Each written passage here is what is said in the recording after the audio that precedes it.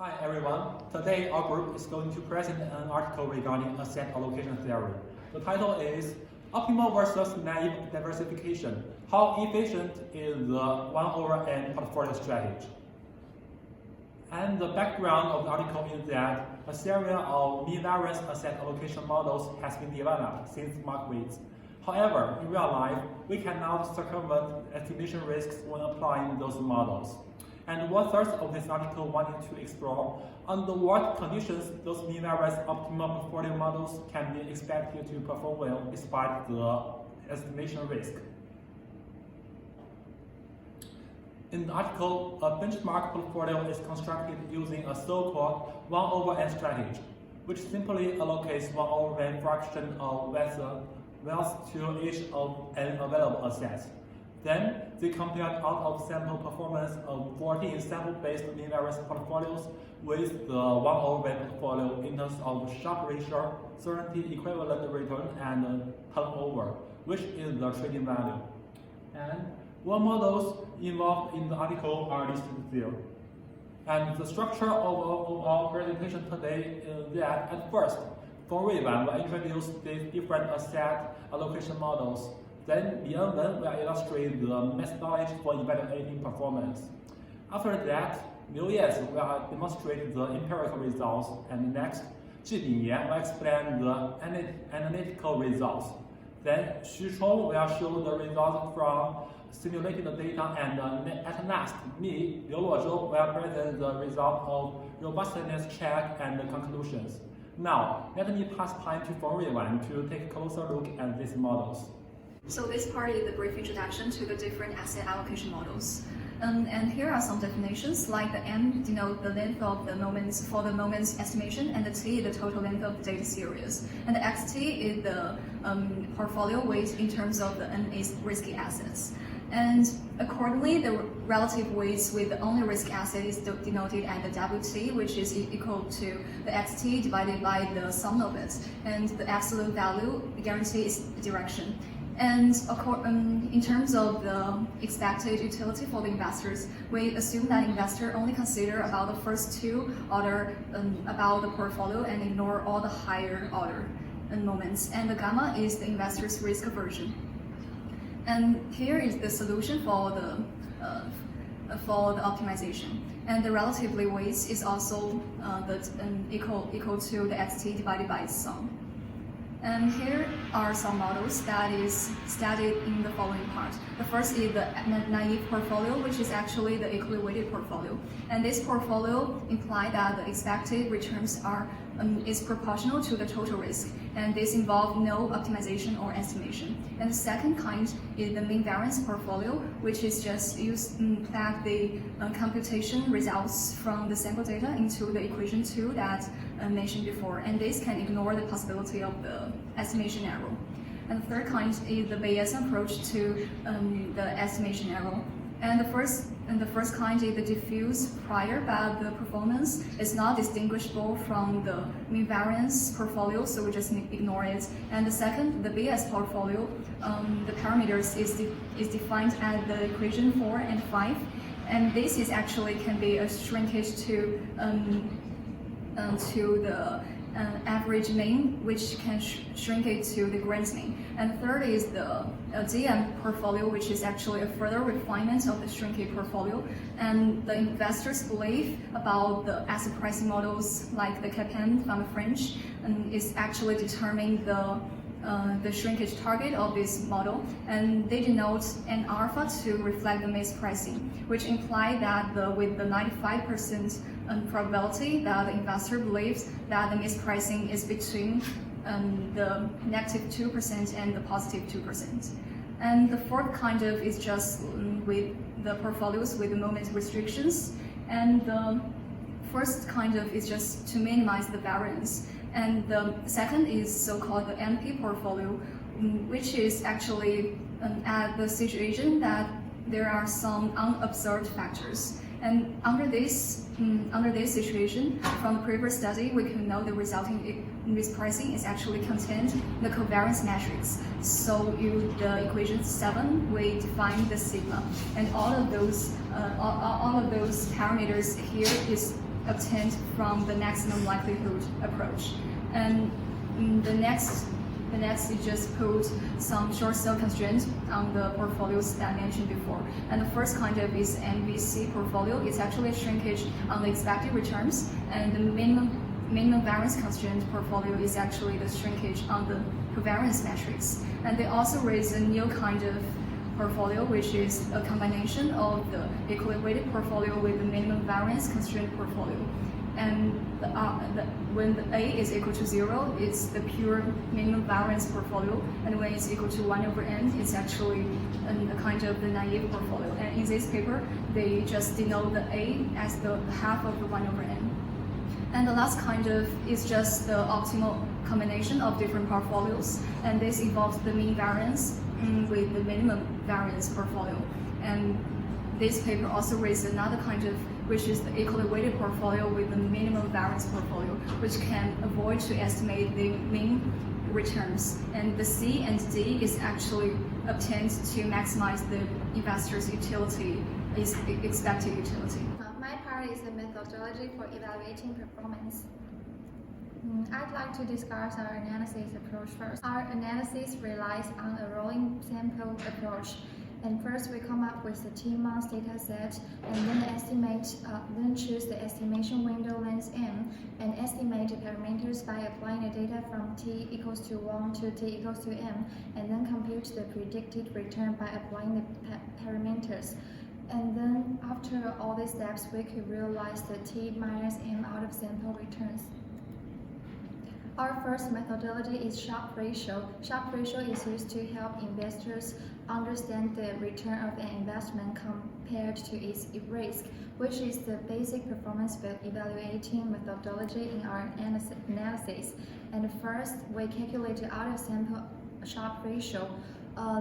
We also calculate the p-value between our new strategy and the naive portfolio to test whether the Sharpe ratios of two strategies are statistically distinguishable.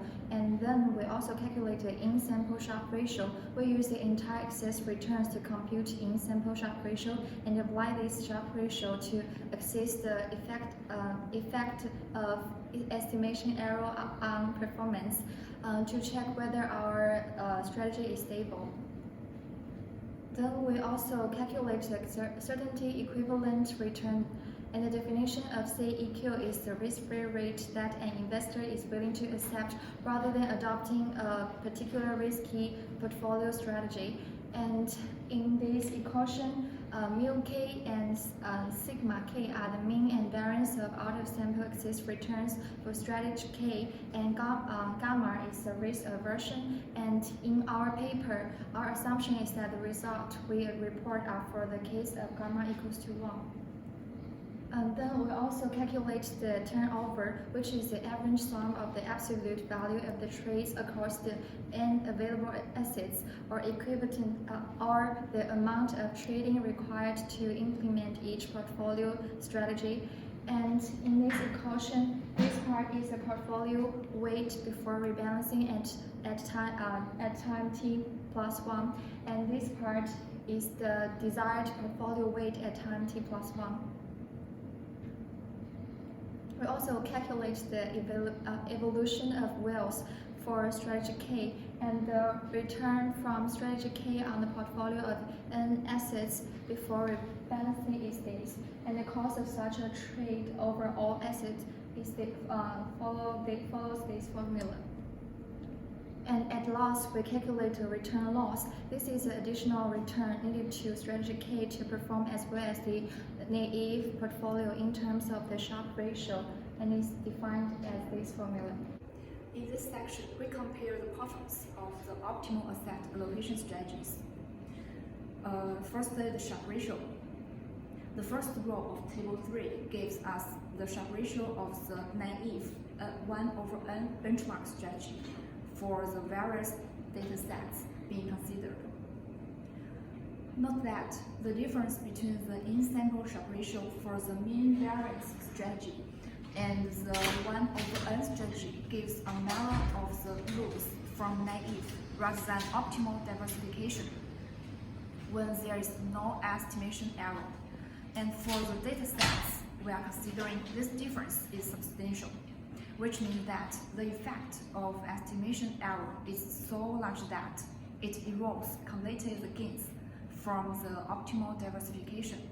Thus, our first observation is that out of sample, the 1/n strategy typically outperforms the sample-based mean variance strategy if one were to make no adjustment at all for the presence of estimation error. But what about the out-of-sample performance of optimal allocation strategies that explicitly account for estimation error? Unfortunately, our second observation is that, in general, Bayesian strategies do not seem to be very effective at dealing with estimation error. As we can see from the table, Sharpe ratios for the Bayesian portfolios are lower than the 1/n strategy and are only slightly better than that for the sample-based mean variance portfolio.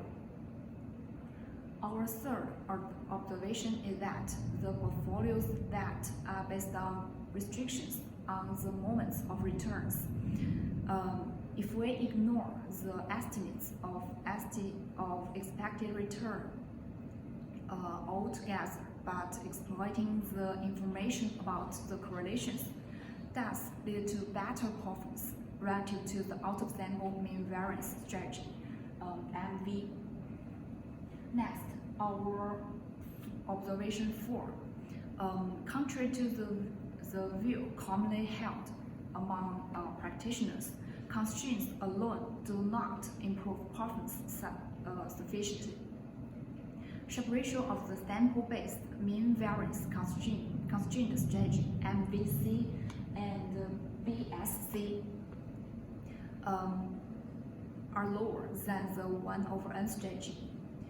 Next, note that the Sharpe ratios of the mean C and G mean C are higher than that of the 1/n strategy for some datasets, and strategies that combine portfolio constraints with some form of shrinkage of expected returns are usually much more effective in reducing the effect of estimation error. And the comparison of CEQ returns in Table 4 confirms the conclusions from the analysis of Sharpe ratios. That is, the in-sample mean variance strategy has the highest CEQ return, but out of sample, none of the strategies from the optimizing models can earn a CEQ return that is statistically better than that of the 1/n strategy. Next, let's look at the portfolio turnover. Panel A reports the turnover of all the strategies relative to that of the 1/n strategy. We can see that in all cases, the turnover for the portfolios from the optimizing models is much higher than that of the benchmark strategy. And turnover in the MKT, SMB, and HML dataset is quite small. Besides, turnover of different strategies have relationship like this. Next, from the above discussion, we conclude that in general, in terms of Sharpe ratio, the 1/n strategy is better than the constrained policies and better than the unconstrained policies. And in terms of CEQ, no strategy from the optimal models is consistently better than the benchmark strategy. And in terms of portfolio turnover, only VW strategy, in which the investor holds the market portfolio and does not trade at all, is better than the 1/n strategy. Then we come to the analytical results. And in this part, we focus on the optimizing portfolio do not perform better than the naive equally weighted portfolio. The focus is to find the relationship between the expected performance which is measured by the solidity equivalent return of the optimizing strategy and the equally weighted strategy as a function of these four parameters: the number of assets n, length of estimation window m, and the Sharpe ratio of the tendency portfolio, and also the Sharpe ratio for the equally weighted strategy. Here, the methodology is that we treat the weights as an estimator, which can be directly derived from the sample data. If we only focus on the mean variance utility, then we can get the optimal weights in this form, which is the same as we derived in the class. Then we define the expected loss function as a deviation from the actual maximized utility and the expected utility based on the sample estimation.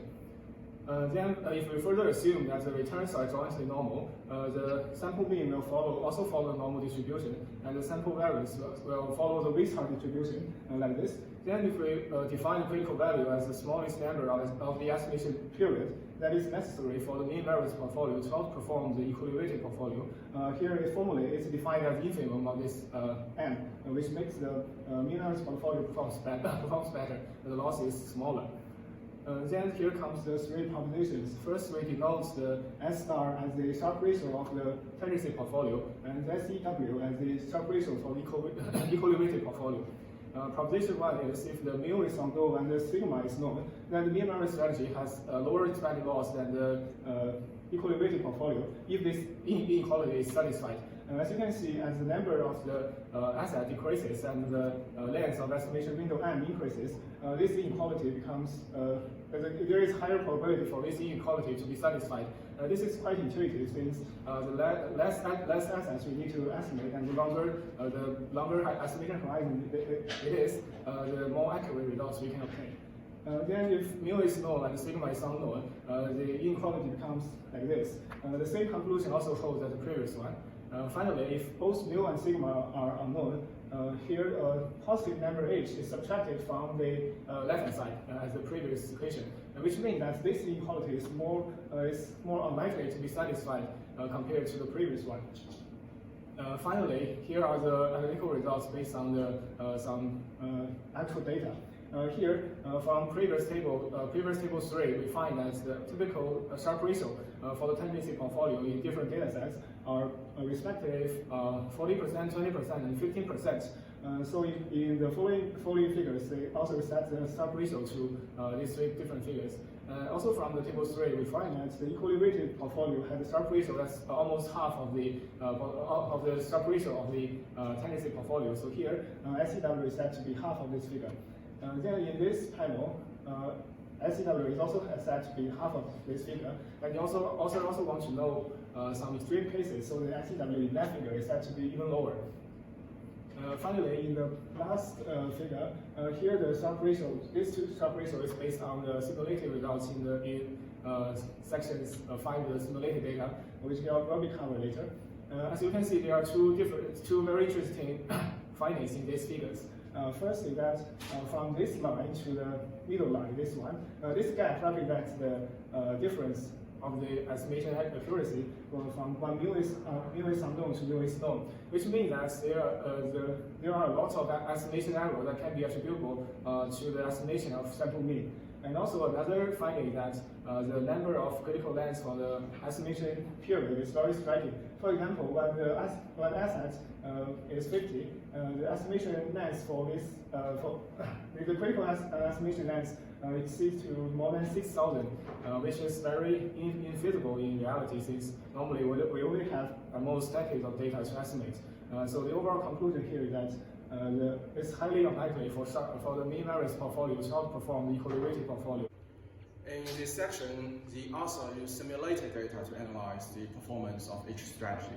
We are keen to know how the performance of each strategy varies with the change of number of set n and the change of the length of estimation window n. The author generates independently and identical normal distribution data. With the use of the normal standard distribution data, the mean variance and most of its various extensions are favored. On the other hand, normal distributed data eliminate the existence of anomaly, such as small firm effect, calendar effect, and factorial effect, etc. In this model, we assume there are n risky assets and one risk-free asset in the market. Since we assume it's a single factor model, we set k equals to 1. The alpha is the mispricing coefficient factors. The B is the vector loading matrix that is uniformly distributed between 0.5 to 1.5. The RBT, which is excess return vectors on the factor portfolio, and E is the error terms.